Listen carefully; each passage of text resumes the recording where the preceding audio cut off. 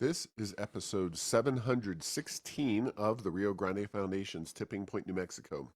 I'm Paul Gessing, president of the Rio Grande Foundation, New Mexico's free market think tank. You can find out more about the foundation at riograndefoundation.org.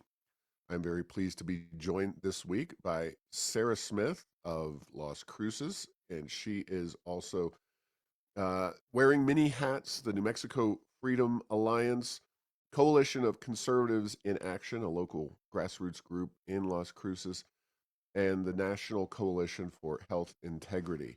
Uh, Welcome back to Tipping Point, New Mexico, Sarah. Hi, Paul. Thanks for having me. Yeah, well, it was good to see you. About a month or so ago when I visited Las Cruces and talked to the Coalition of Conservatives in Action down there, a group that you're very involved with. And uh, there's a lot going on in Las Cruces these days, and we like to try to get folks across the state because this is a big, beautiful state. We'll go with that. It's a big, beautiful state, and people don't know what the heck is going on in other parts of the state. Of course, we got to know each other most notably during the COVID pandemic and your activism to reopen New Mexico to prevent vaccine mandates and other kinds of absurd health mandates. But we'll talk more broadly about some of the issues going on around Las Cruces that apply to everybody in this state. So I appreciate your coming on.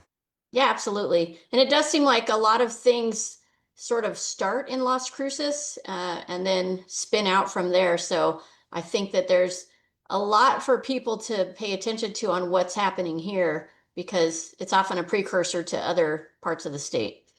Well, before we get into the topics at hand, I think it's worth noting that 10 years ago, maybe even shorter than that back, Las Cruces and Doña County were kind of the swing areas of New Mexico politically. But in recent memory, they have gone very left wing, very progressive. Does that show any signs of abating, or is Las Cruces and Doña County just kind of continuing to fly off to the left politically? Yeah, and I think that surprises a lot of people. They don't realize how far left Las Cruces has gone. It's much further left than Albuquerque, more akin to like a Santa Fe in terms of who we have being elected. I do think there is some movement, though. You know, in the presidential election in this last one, 8,000 more votes went towards the conservative side than did in the prior election. And we also saw quite a bit of movement on our state legislature elections, although we didn't pick up any of those seats. There was at least a showing that the voters are starting to think a little bit differently and maybe consider what they want. Because I don't think that the voters here realized what they were getting was not Democrats per se, it was far left progressives, and there's a big difference there. Yeah, and we'll talk a little bit more broadly about Las Cruces and where things are heading. And I have to say, when I was down there, the northern areas, kind of the, I guess, suburban areas of Las Cruces, really a lot of housing construction, more so than Albuquerque. And that's partially an issue of geography here in Albuquerque, where we're kind of hemmed in by the mountains and Air Force Base and tribal lands.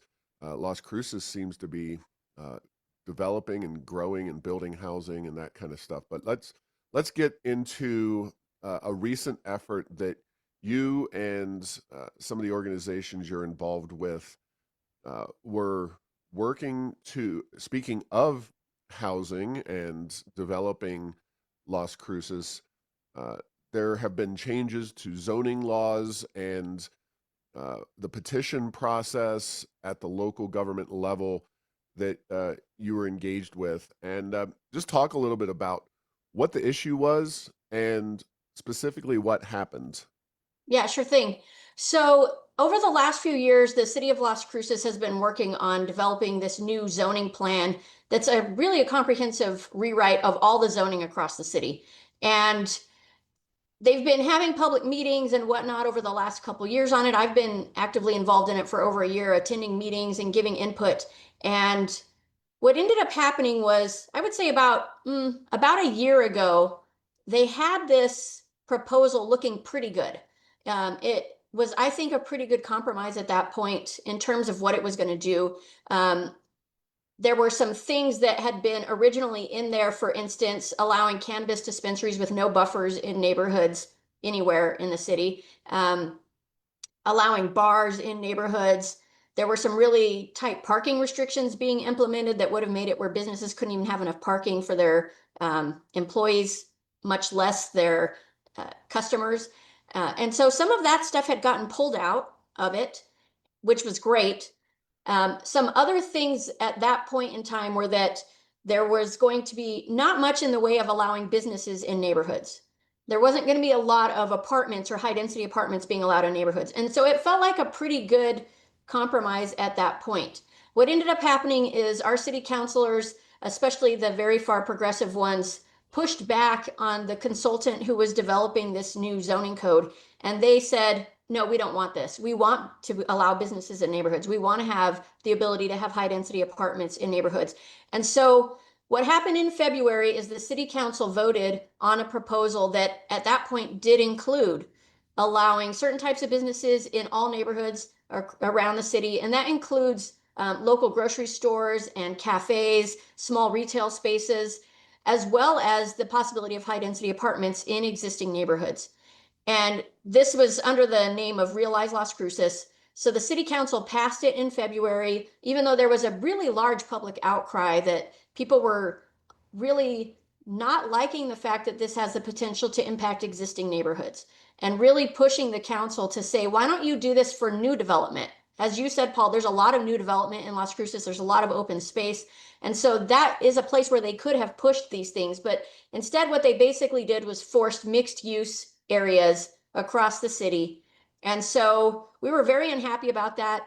And that's why I organized the petition drive to actually do a referendum petition on this.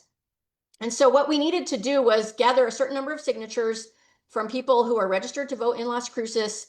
And per our city charter, that should have allowed us to then require city council to put this on the ballot so that the people of the city can vote on it instead of just the city council deciding for everybody. And that's what we were attempting to do. Now, there was a effort a few years ago, and I think you were involved in some aspects of it, to put several bills that had passed relating to transgender issues and children's health, et cetera, on the ballot statewide. And I think it's safe to say that New Mexico functionally does not have a referendum process at the state level, but we have a pretty open, as far as I've seen, and accessible referendum and initiative process at the city level. It's worth noting that there are distinctions there, and we've had initiatives and referenda over the years at the local level here in Albuquerque.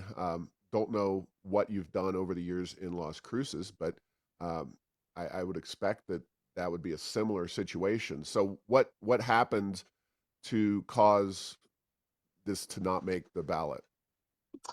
Well, it's pretty interesting. So we were required by the city charter to have 3,240 signatures on our petition. And over the course of the full, 2 months that we had to have an initial collection process, as well as amending the petition process, all of that was laid out in the city charter.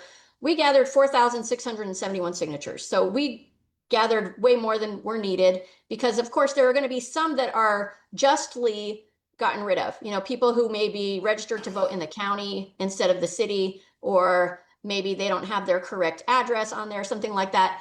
Those make sense to get rid of.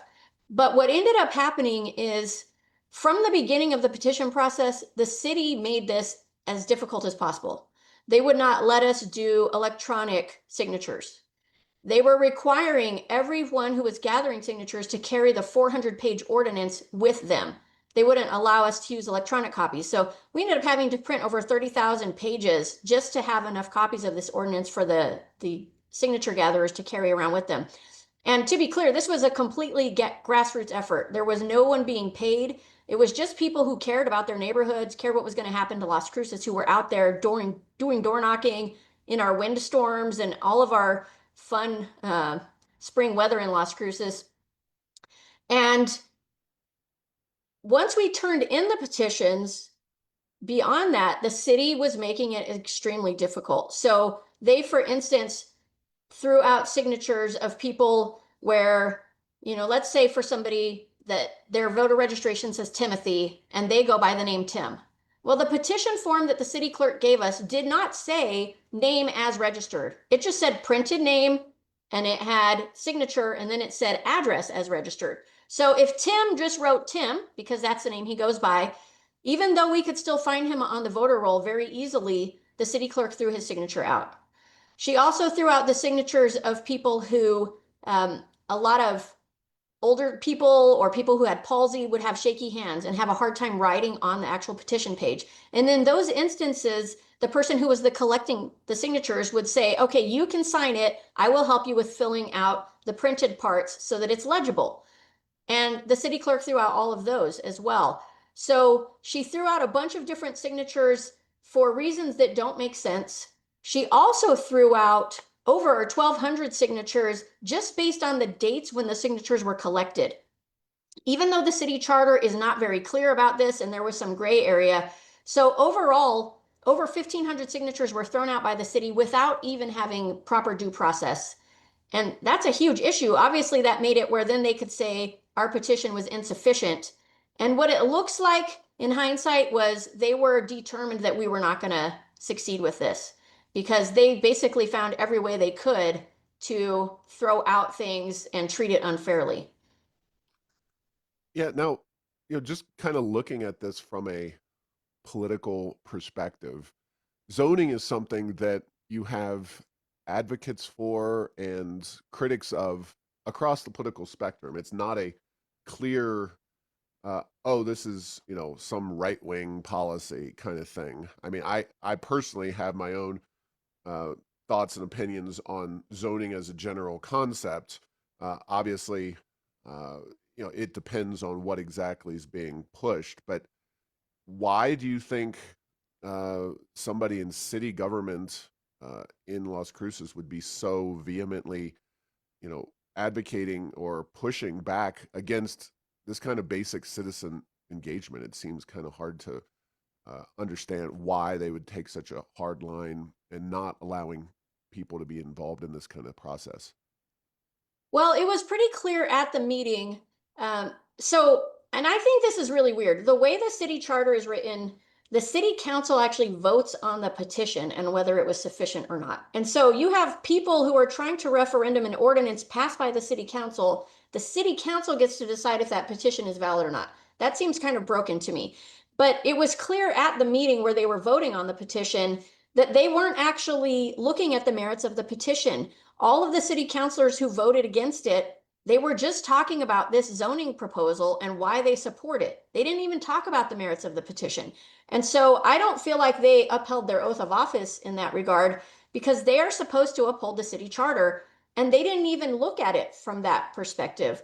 As far as why they're so attached to this idea, it's I'm not exactly sure why each individual there is. It does look like during the Obama administration federally, there were some rules that were pushed down, and then also including during the Biden administration that were making it where municipalities could have some risk of losing federal funds if they were doing zoning that could in any way be construed as racist.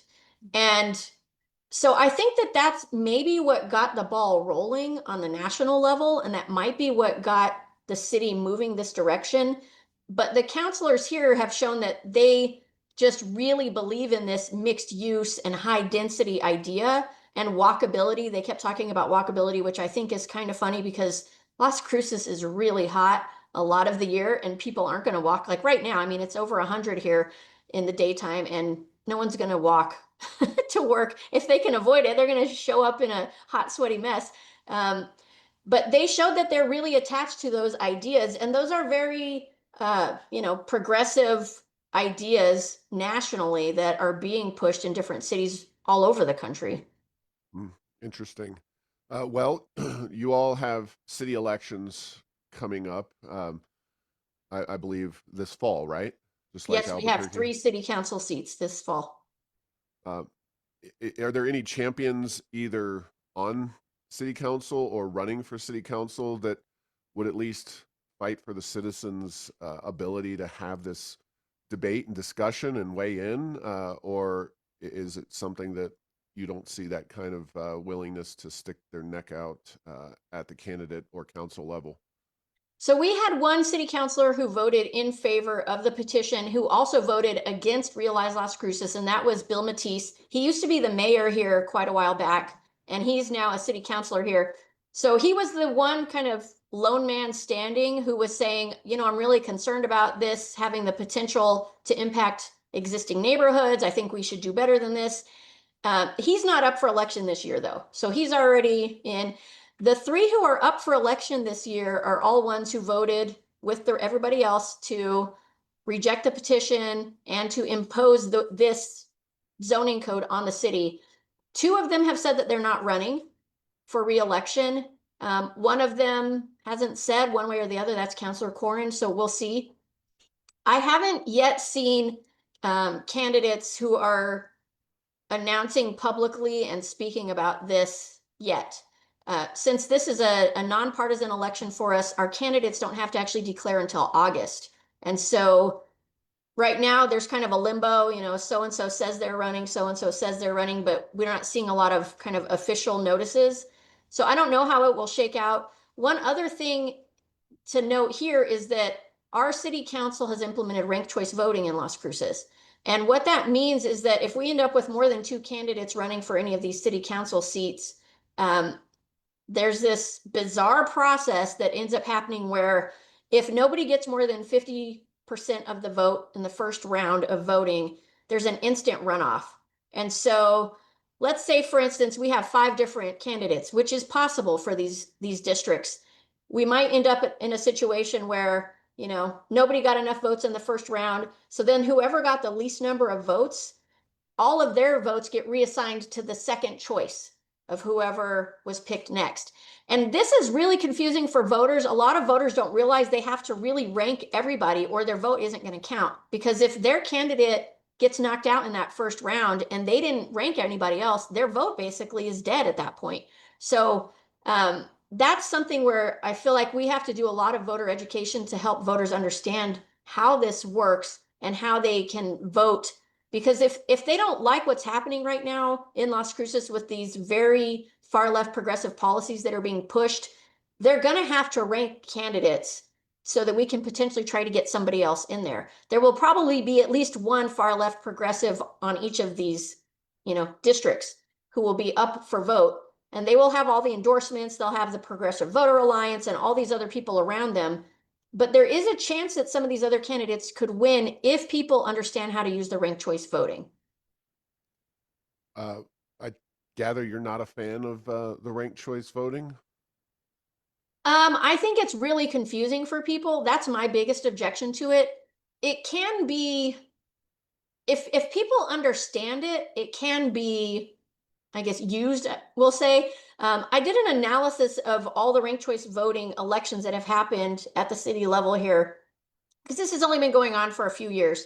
And in almost every case, the ranked choice voting didn't actually change the outcome. The person who ended up with the most votes in the first round of voting is who ended up winning, even when there were successive runoffs. However, there's one election that it did change the outcome, and that was the mayor election here a couple years ago. And there were, I believe, 8 or maybe 10 candidates running for mayor.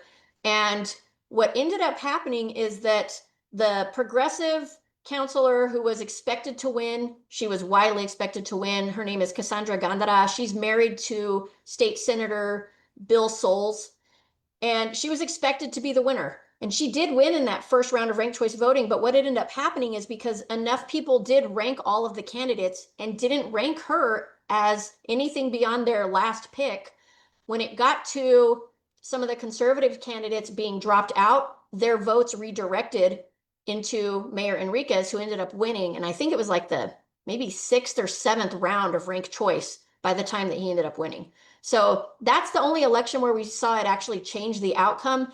But it did show that you can use ranked choice if you have it. I personally would prefer not having it because I think it makes people very confused. and creates a situation where a lot of voters are getting disenfranchised and they don't even realize it. But we can use it if that's what we've got. All right. Well, let's move on for the time being, unless there's anything else to say about the efforts to get this on the ballot and the denial by your clerk. Yeah, I mean, one other thing I would like to say about it was at the door, that petition was not controversial. I would estimate, I knocked at probably about 600 doors myself. About 80% of the people at the door would sign the petition happily. They thought that the people of the city should be able to vote on it. And the fact that the city council was willing to completely ignore them and make this fail, I think is really important and should be a wake-up call for people when they are voting on who we are actually getting on city council and whether they're going to represent us or not. Yeah. All right. Well, speaking of the city of Las Cruces, there was recently a public meeting about some kind of rule, and I'm a little unfamiliar with the provenance of the rule, but basically, the idea is that Las Cruces in the not too distant future is supposed to, thanks to this rule, no longer use natural gas. And the city of Las Cruces, had a public meeting at which basically, as I understand it, the folks living there just got to go and offer comments as to what their thoughts were on this particular uh, effort. This was on May 20th. And tell us a little bit about this. I guess it's the Climate Action Plan, and Mhm. what is it, and what's going on in Las Cruces on this issue? So the city implemented their climate action plan a few years ago, unbeknownst to most of us. So I this don't was think, not voted on by the people, just to be no, no. 100% clear. This is a city council initiative. And for most of us, this is the first we heard about it. I heard about it because I got this paper in my utility bill that said, hey, we're having a public meeting, which I do think is interesting. It seems like maybe because of the furor over Realize Las Cruces, they're trying to be a little bit more diligent about making sure that we actually know what they're doing, which is good in a way. But their climate action plan has set some goals. For instance, they are having a benchmark that by 2050, we're going to have a 73% reduction in our greenhouse gas emissions from Las Cruces.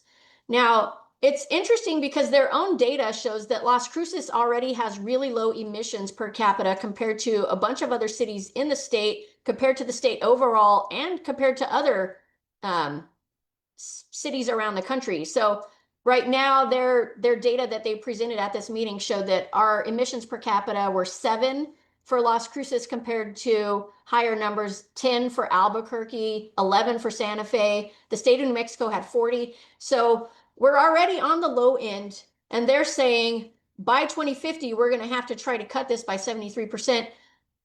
One question I have is this even possible? And they haven't done any sort of real mapping to understand if it's possible. Another question is there really a good point to it? Because if they force Las Cruces onto electric, that means we're buying electricity from El Paso Electric, and El Paso Electric is using natural gas to produce the majority of the electricity that they're providing us. So at that point, all they've done is shuffled the greenhouse gas emissions to El Paso Electric so that the city can look great. And then they raise our utility rates because electric is more expensive than gas, and we've accomplished nothing.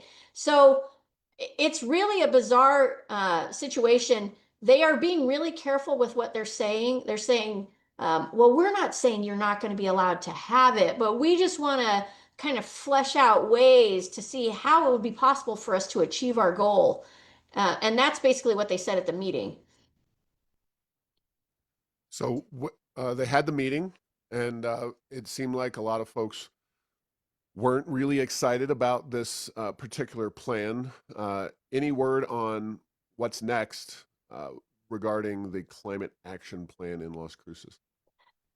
Well, you are right. At the meeting, the majority of people expressed that they were concerned about this and that they wanted the city to not basically go this direction and to be not controlling the way that we're doing things here.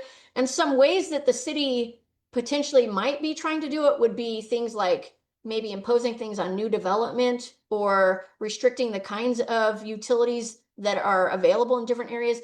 They were really vague about it. They really didn't tell us what they're planning to do. But one thing that's really important to know is that there is already judicial precedent that says it is illegal for municipalities to restrict certain types of utilities that are still allowed federally. And so if they did try to proceed with this, if they, for instance, tried to say that new developers aren't allowed to have natural gas out there, that's illegal. That's already been ruled against. Hercules, California was where the case precedent was for that. And so I think that the city right now is walking a fine line, and they're going to have to really look closely at what they're trying to do to even make sure that it's legal for them to do it. Yeah. All right. Well, hopefully you'll keep us posted on that. That is definitely a concern for us and for anybody in New Mexico, of course, being an oil and gas producing state, although not in Las Cruces per se, but uh, definitely also the rule of law. Because yes, I know that some of those local ordinance were by and large made illegal through court rulings, et cetera. So, uh, but moving on to one additional item, and this is a statewide thing, the heat rule that the state is, the Environment Department has put forth. There was a hearing period that, not a hearing, comment period that it ended on the 30th of May and was extended because of the outpouring of public comments. The group that seems primarily engaged in trying to move this forward is Healthy Climate New Mexico. And they are putting events together in Albuquerque, Espanola, Gallup, and Las Cruces. And as listed on their website, the Beat the Heat Fiesta in Las Cruces on June 21st at the Mesilla Community Center.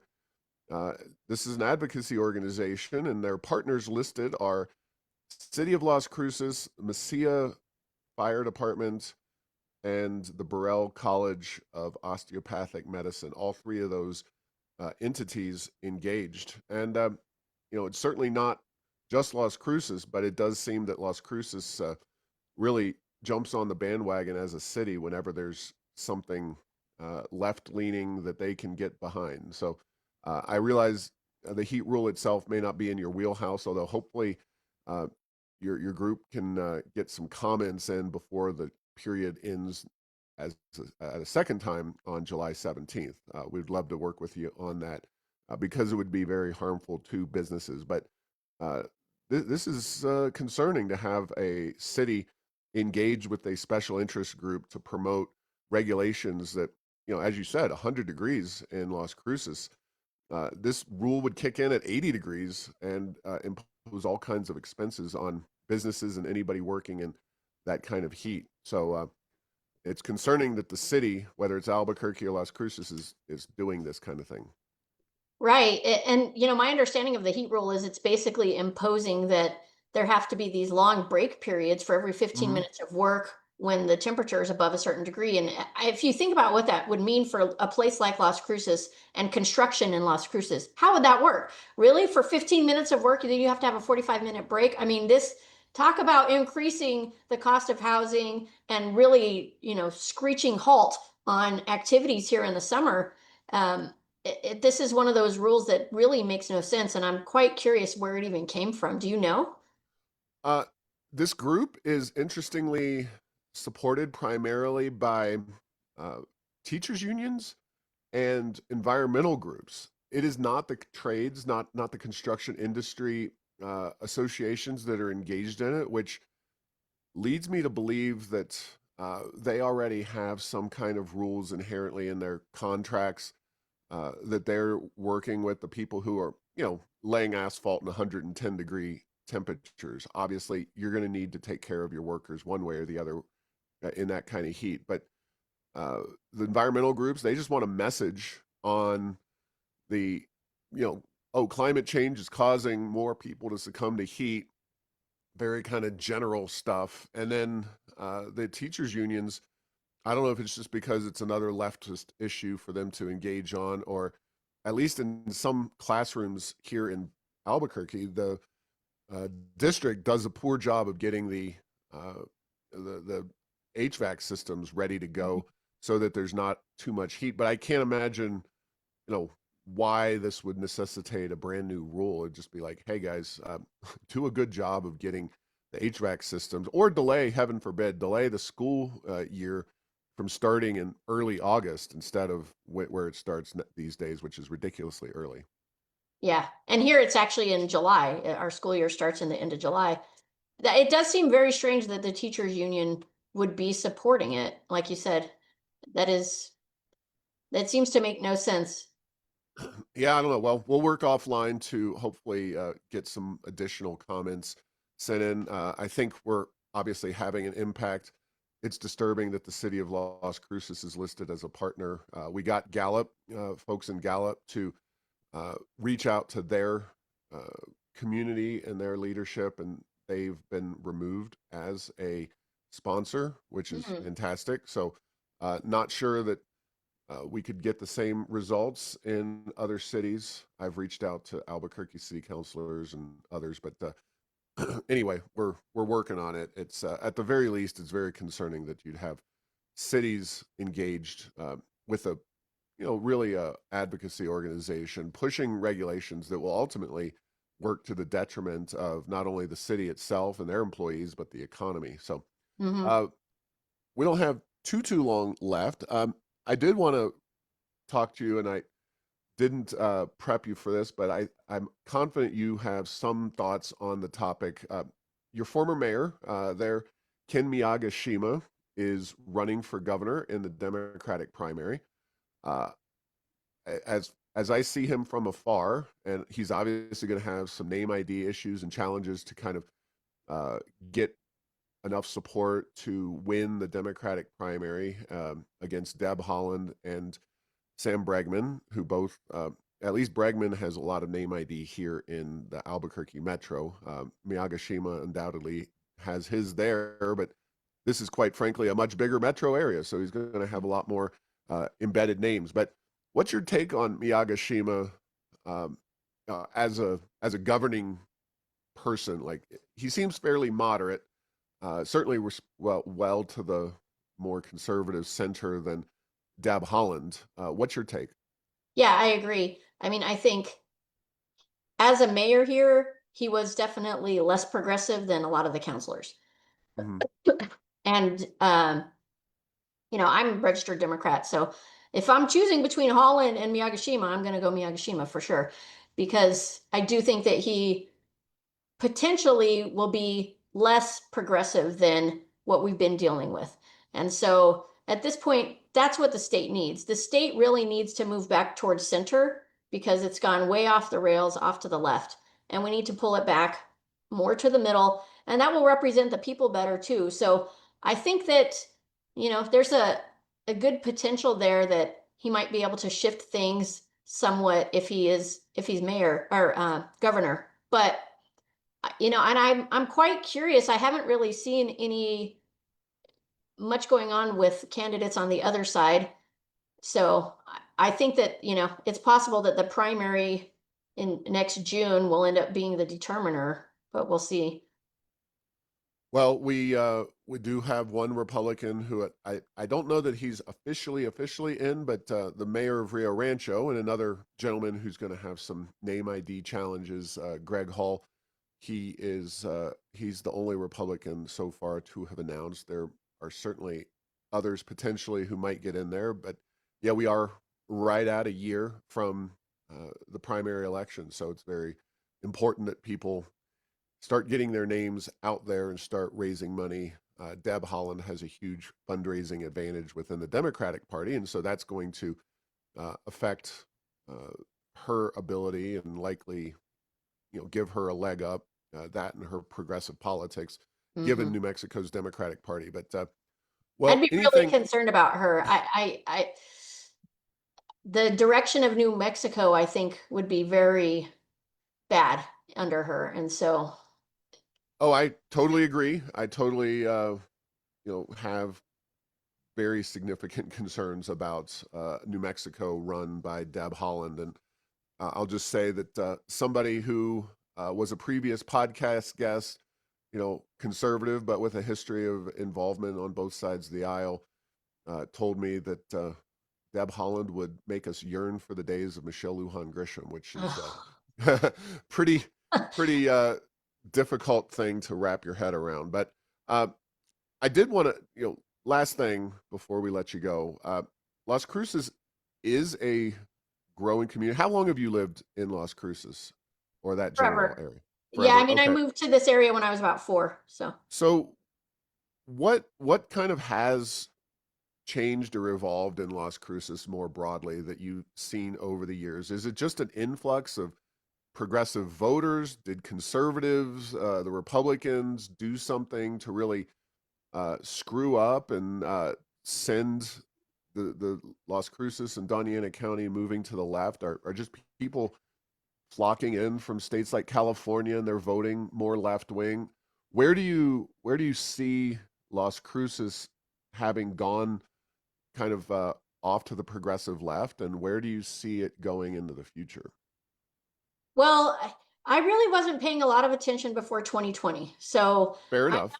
yeah, I mean, I was just doing my thing, homeschooling and working and whatnot. And then, 2020 activated a lot of us to start paying more attention. And by 2020, it was already lost to some Mhm. degree. We already had Gabe Vasquez was our a city councilor here then, Ben Como, who is the most progressive one on our council now. Um, I do think that we have a lot of people in this county who just vote straight party ticket. And I think that's a big problem because a lot of people are just kind of like legacy Democrats. We've always voted Democrat. We are Democrats, and that's what we do. And I don't think they realize what they're voting for right now because they don't realize they're getting far left progressive policies that are pushing in the school board, that are pushing in the city level, and then ultimately at our state level. So I think that those people are going to have to wake up and realize what they're actually enabling. The difference in Las Cruces from now to let's say 2018 is pretty dramatic. We have so much higher rates of crime and homelessness and vagrancy and businesses and being, targeted. Their moms, I see moms all the time complaining, like, I don't feel like it's safe to take my kids out. I just saw a mom the other day saying, I was at a store and this guy comes in wearing a G-string with a machete, waving the machete around and screaming, and she's there with her little kids. And so these kind of situations keep happening in Las Cruces. And I think the voters need to realize these situations are happening because of the way people are voting, because we're voting in people who essentially look at criminals as the victims and how do we help them, and they keep getting released over and over again, and they're really destroying the community.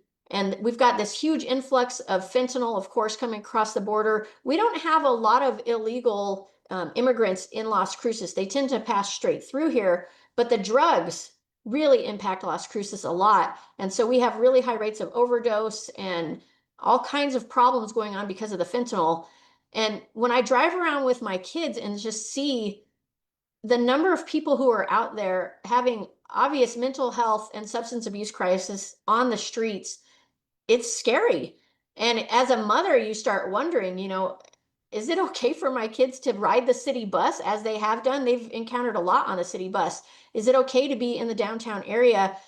And my kids are having developed street smarts in ways that I never had to because these just were not issues when I was growing up here. So it's a lot different. All right. Well, thank you very much for your time, Sarah. And if folks want to reach out to you, especially if they're in Las Cruces or Doña County, but in general, how can people reach you? So people can email me directly if they want to. My email address is concerned4nm@gmail.com. The local CCIA group is at conservativesinaction.org. I'm also on Facebook and Twitter and Instagram. So those are some other ways to connect. And we, for the New Mexico Freedoms Alliance, have a big statewide list of almost 3,000 people where we try to help people stay informed about what's happening in the legislature and other statewide issues. So those are some different ways to get connected. All right. Well, thanks, Sarah. I'm sure our paths will cross again soon, and I always enjoy my trips to Las Cruces to speak to your groups and see all the great folks down there. And we'll talk again soon. Let us know if anything happens on this natural gas ban at the city level in particular, or if something turns around on the referendum issue. I'd be Absolutely. really We'll keep excited you to hear posted. about that. So, all right. Thank you, Sarah, and thanks for listening to this week's episode. Find all episodes at tippingpointsnm.com or at the Rio Grande Foundation's YouTube channel. Subscribe to the show at Apple, Stitcher, or tell Google Home to play Tipping Point New Mexico. Thanks to Path 3 Marketing for producing this show.